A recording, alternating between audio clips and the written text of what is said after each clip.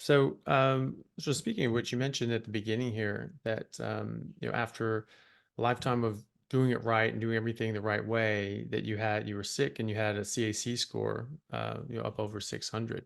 639, Um, yeah. yeah, how has that changed? Have you gotten that tested since then? Like, how are you doing now? Right, okay. The reason I'm a bit flushed is because I played soccer, right? And I'm 60. Right now, at 23, I was told I'd be in a wheelchair by 50. I was shown very convincing images that I was going to be in a wheelchair by 50. I was also told my hearing wouldn't get better. And I did say I'd save a kicker to the end. All right. So here I am at 60, playing five-a-side soccer, coming in and doing an interview. No problems whatsoever. No sign of a wheelchair. 50, I should have been in a wheelchair. 60, I'm not. But I am still flushed. So, I can get out there. Right now, the CAC, due to the restrictions, there's a huge waiting list for a scan. So I haven't had a scan. I was going to have another scan, but I'm going to wait until the waiting list has gone down because I'm not going to take this for biohacking purposes.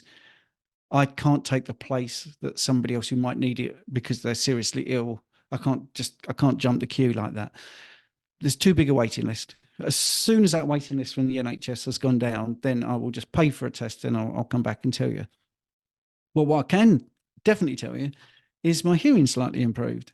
No, So this great. audiologist, same machine, um, like I say, so not straight away because obviously he wouldn't be old enough. But 23, I had these things, and it's just getting worse and worse and worse and worse. And then it started to slow off, but it was still getting worse.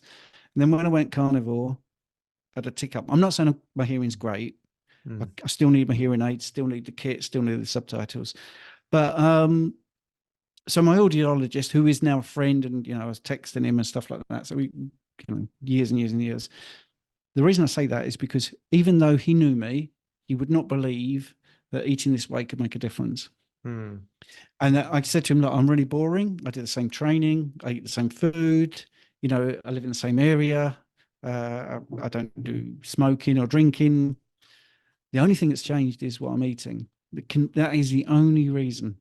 Can only be that. It's like, it just can't be. I'm like, well, I think it is. I think it's localized inflammation. It's just gone down. My eustachian tubes, whatever it is, the mechanisms. I mean, this is my honors degree was all in this. I was Mm. very interested in the somatosensory part of the brain and, descending pathways and ascending pathways of pain and all that. And hearing was one of those things and perception. So it's really interesting for me that a simple thing has helped. I think it's just down to the localized inflammation just improving from the environment that I'm eating. And I think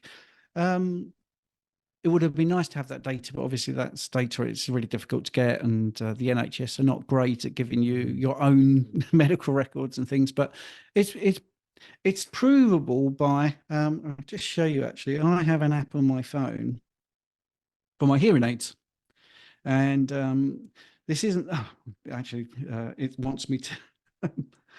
I'd do an upgrade, but anyway, let's Yeah. forget that. Right, so there's the app. I can't really show you, but Mm-hmm. that's the volume. I Mm-hmm. used to have it right the way over to where the speaker is, Mm. and now it's not even halfway. Yeah. So not the most technical thing there. Didn't look great, but that's never happened.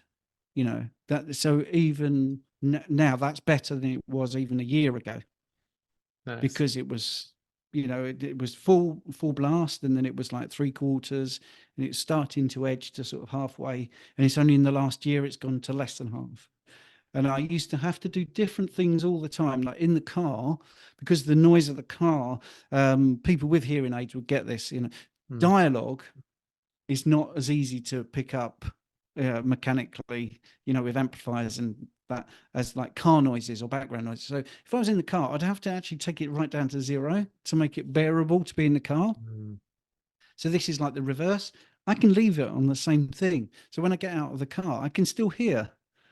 And what Mm. used to happen was I'd have it right down low so the car noise didn't upset me. And then I would get out of the car, forget that I'd done that, walk into like the petrol station to pay for the gas, and oh, hang on, I've got to turn my hearing aids up. I can't hear anything. Well, I don't have to do that anymore. So you know, not a big deal, but it is a deal. Hmm. That is a big Hmm. difference to me.